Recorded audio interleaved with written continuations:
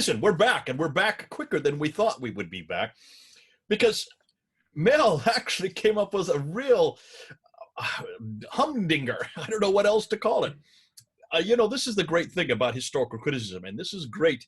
What I love about working with people like Mel and Murad, they keep plugging away. They keep plugging away, and they're always looking at the 7th century, and they're looking for new things.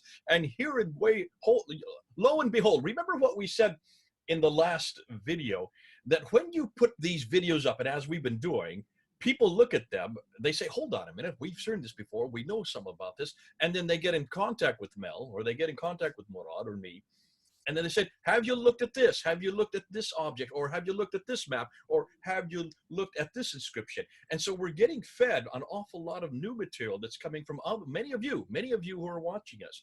Thanks for doing that. And you're part of this debate. You're part of this discussion. And what Mel has found is something that he didn't find that others found.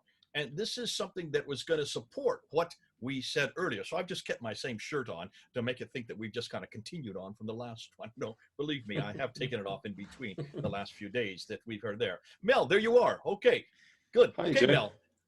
Now, let's get just two of us together. When you texted me earlier this morning, you said, hey, I've got a new bombshell. Something has just come up. Tell us about it. What is this bombshell? What are you talking about? I'm excited. Everybody's excited. We want to know, what is it you've come up with? Yeah, so just to explain what's happened in the last 24 hours, I've had a bit of pushback. Some people were questioning my whole thesis, the idea that there is an old Mecca way up in northern Mesopotamia. And people thought, well, that's a bit far-fetched, but someone said that they had looked at a 12th century map. And, in those days, you put the most important place right in the center of the map, and then you built the map around that central place. And he says, hey, check out this map, take a look for yourself. He didn't even tell me. He says, go and find it yourself and take a look. And I was like, I looked at the map and I was like, this can't be true. So I drew diagonal lines across the map, and right in the middle is the old Mecca, as I claimed just yesterday. Right smack in the middle of a map created by a Muslim cartographer from the 12th century. So we're not even talking about the 8th century. This is a Muslim cartographer. Okay. Yeah. Well, do you have that map? Can we look at it? Is it possible that we can make it? But before you do that, before you get into this map, what I'd like you to do is, for those of you who are uninitiated, this may be the first time they're looking at this. They may not know what you're talking about, because this idea of an earlier Mecca, help us. What you're talking about? What do you mean an earlier Mecca, and where are you placing it? Well, perhaps what I'll do is I'll show you a few slides just to kind of review what we looked at before, just to kind of bring us up to speed. Okay. Why don't you do that? And as always, when he's putting up and getting to his share screen with his slide, I'm going to go ahead and just keep nattering on to make sure that there are no soft spots. So there is no. Here you are. This is your PowerPoint. Go ahead, Mel. Tell us and get us up to speed as to what we've been looking at. Okay, so in the last video, I pointed out that Jacob, the Bishop of Edessa, 684 to 688. He pointed out that the Muslims were praying in various different directions, which was east of Egypt, north from the southern part of, let's say, Petra or Jerusalem, and those in Iraq were praying west, which all pointed to either Petra or Jerusalem. Mm-hmm. And that was interesting because, in particular, what was interesting, he comes from Edessa, but he doesn't use the word Mecca in the 7th century. So that's where it started off. And this is what I showed you. So this is what he described. He's up there where Ur is on the map, called Şanlıurfa today in Turkey. And so he's talking about Muslims were praying in that direction, but he doesn't use Mecca. And then I pointed out the following, which is the Byzantine Arabic Chronicle from 741. This is our earliest reference to Mecca. And if you look at the bold part, it says Mecca, as they consider it, the home of Abraham, which lies in the desert between Ur of the Chaldeans and Kara, the city of Mesopotamia, which is another name actually for Haran. Mm-hmm. So this is it here, right in between Edessa and Haran. And so that's the map on the right. So for people who are looking at it, we're looking at the red areas here. So where the red Uh, arrow is where you're pointing to. There is right between, equal between yeah, Haran and Edessa. and as you can see, it's like way up in the southeastern part of Turkey. So it's not even what we would call Iraq today. It's like way up where you'd least expect it. Yeah. And so discovering this 741 chronicle, and that it says that Mecca is way up here, it was such an anomaly that I was I was wondering whether is it true? Did they make a mistake? But lo and behold, today I've just discovered this map, which actually puts this location, Mecca, right in the middle of a world map, as this Muslim cartographer drew it way back in the 12th century. So it's very interesting. So, Okay. so without further ado, the last thing I would say is that I said that the old Mecca was up by Ur, and the new Mecca was way down south, just south of the old Mecca, and that's as far as I had got as of the last video. So here's the map. Now, the first thing to notice is in this map, the north is on what we would normally consider the southern side. So You've it's got it just actually it's upside down, upside isn't it, so down. to speak? So the north Yeah, is south and the south is north. So what the upper arrow, what you're looking at, that white arrow at the top, is actually pointing to Arabia, whereas yeah, the southern arrow, the one that you have pointing straight down, that's actually Turkey and yeah, northern parts of. So if people yeah, could just imagine, we're now looking looking. upside It's as down. if you're in space, looking down onto Yeah, the Earth, but you're yeah, looking at from the North Pole down. yeah. And yeah, so if that middle arrow just below it would be Turkey, and those lines that I've drawn on the picture, I when I was drawing them, I didn't have the benefit of being able to do it right across the screen because the image was such a high resolution image. So all I could do was draw it from the corner to this to what I considered might be the center, but wasn't entirely sure. I literally just drew it to Haran, and lo and behold, when I zoomed out, I discovered actually it just was perfectly in the center, as the person, the viewer, had said to me.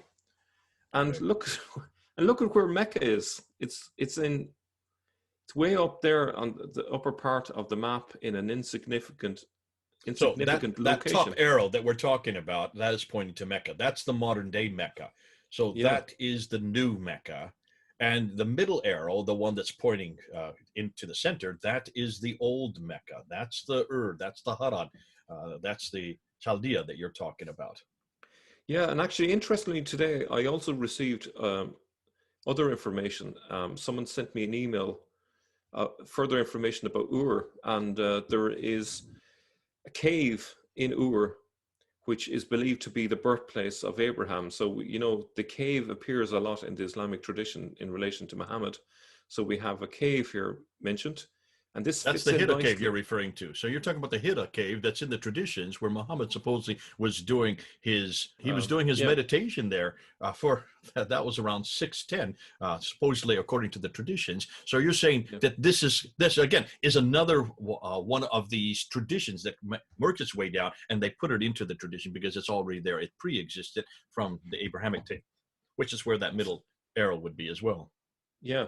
So just to give you a zoom in there, so that's the central part. You can see Haran there. It doesn't have the name Mecca. We just know that the 741 reference talks about it's been between Ur and Haran, or Kara as the alternative name is. But there is a strong tradition, as we said, of Ur being the birthplace of Abraham, where he was born. Now, So, just to be fair, Mel, you did say yesterday that the word Mecca itself means the lowland area. So it could be that that's why the word Mecca was used in description of that area. It's the lowland of that area. And yeah, then yeah, later on, people reading this, or they could be, they even read the Continuata Byzantia Arabica, which is the document you're talking about from 741. And there the record of Mecca is there, and they just applied that one to the new Mecca. So we don't know. There's still off to be discovered. But this is exciting because what you're saying here is this supports what you were showing yesterday. absolutely. And you can see here the new Mecca is also mentioned on the map here. And it's what's interesting is the diagram, or the picture. I don't know if it's meant to be hills or whatever, but it's actually very similar. If you look at both of them there, you have got hills around the center of the town. Whether that's significant or not, I don't know. But you see clearly that Mecca is way up there, what we would consider to be south. The map gives the impression that it's in the northerly direction, but as we know, it's all the opposite direction. But yeah, I think it's interesting. Let me just jump in there because let's jump in there because when you look at chapter 48, verse 24, the only reference to Mecca in the Quran, the only time that this is referred to, what does it say about Mecca? It's in a valley. Yeah, which supports also this notion that one of these could be candidate. And like if you look at it there, it says so much. The person was a Muslim cartographer. It's like well into the 12th century. It was probably done in the 1150s, perhaps, or even the 1160s. So it was well into the 12th century. And where does he think the most important place is in the Muslim world? It's not Mecca of the Hijaz, which is incredible. So this guy, when he drew the map, the very first thing he did was to mark Haran on the map, which is the location next to where Abraham was born. And I believe, so his father's Terah and his brother is Haran. So this is the brother of Abraham that's referred to in that same city. Yeah. Here's what's fascinating. You're talking about the fact that the cartographer puts this right in the center. This is what always cartographers do. And this has been a real problem even with our world map that we use today. The world map that you use today, you notice what's in the center of our world map? It's Europe. Because the European cartographers have always considered Europe to be the center of the world. And that's why everything is kind of shifted down this way. So we're looking at Europe as the center of the world. That has caused an enormous amount of anger amongst the southern hemisphere because Africa is squashed then and is much smaller. There is a new map that's come out, the Peters map. And the Peters map directs where the world really is and pulls it back up towards the south, which elongates Africa so much so that Africa, in reality, you could fit 4 United States into Africa. That's how big it is. Enormous. Wow. In the same token, that's what they're doing here. Cartographers always put that which is the most important area of the world. In this case, historically, it would be Haran and Ur and Edessa and these other names that are given to it. That puts them right the center of the world because that is where possibly looks like Mecca could be. That's where also all these traditions seem to be pointing to, and that seems to be where the Islamic later traditions, 9th and 10th century traditions, then took all that and put it down south. And as you showed in that earlier map, they went directly down south. You can see that line that goes straight down to that point where the upper arrow is now. Yeah, and it's interesting that Haran is also the name of the brother of Abraham. So this has got huge significance. Islam is basically saying through this map, or at least the Muslim cartographer is saying in this map, this is where it all started. This is the beginning of our religion. He's not actually saying Mecca in the Hijaz, which is really startling. I was very surprised by this, that this late into their history, that the memory of the old Mecca was still there, even though they had now not written the name Mecca on the old location, but they still retain that memory of Abraham's connection to that location, which is Mecca is still there on the map. Mecca is there on the map. Mecca is very, very well delineated, but that's not where the history begins. That's not where the most important area of their history is, and that's why it's in the center of the map. This is great stuff. Now, remember, for those of you who are watching, do confront us, put your opinion there. You have the description box. Go down to the description box and say exactly what you think. Listen, we want to make sure that we are engaging with you. Mel will continue to read your comments, and if there's others that have other maps or cartographical support for this, bring it in, bring it up, and tell us, because we do need to find out what the evidence is. We've always asked this. We need to go where the evidence leads us. And some of you might say, well, yes, we are interpreting the evidence wrong. Why? Show us where. it seems to me that what Mel's trying to bring up and what Mel is finding here, it seems to me that this is exactly what you would expect. You would expect to see inscriptions. You would expect to see maps. You would expect to see buildings. You would expect to see also references in later years to where the importance of their history is, where the importance of their identity is. Looks like, Mel, you've come across a real bombshell. Well, the person that actually introduced it to you came across a real bombshell. That's one of the things we've always said. The more we scratch, the more we find. The more we find, the more they whine. The more they whine, the more we shine. Oh, how sublime. God bless you. Thanks so much, Mel. This has been great. Sure. This has been fun. Let's see where it goes. All right. This is Mel and Jay. Over and out.